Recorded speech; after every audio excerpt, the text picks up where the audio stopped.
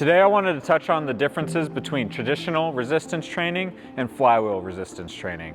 In the literature that you'll notice the two are mainly identified as TRT or traditional resistance training and FRT, flywheel resistance training.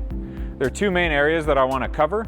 One being gravitational dead spots that change the way the weight is loaded and how hard or easy the weight is.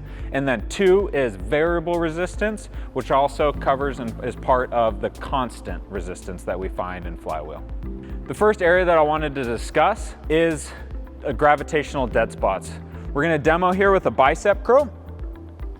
And the best way that I want to explain this is that when you start off or you're holding this dumbbell, the only real load that is acting on you right now is just gravity. Gravity is pulling this dumbbell down. As I start to engage this movement or as I'm coming up, the weight is changing. I'm slowly getting harder and harder as I meet the middle of this movement. I have the weight acting as well as gravity.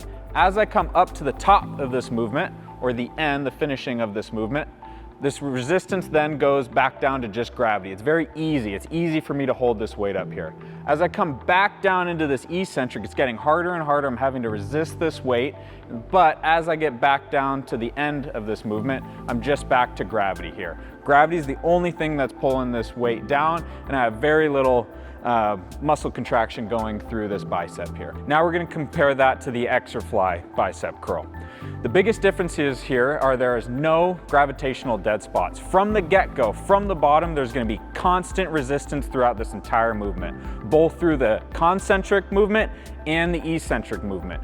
The only real resistance or inertial load that he's going to need to overcome is at the very bottom, he's going to have to switch from that eccentric back into that concentric, but the weight or the inertial load will always be the same throughout this movement. Here we'll have our athlete demonstrate. So even at the bottom, when we would see compared to traditional training where that arm relaxes, there's constant tension throughout the entire movement, all the way down to the eccentric, all the way back up to the concentric.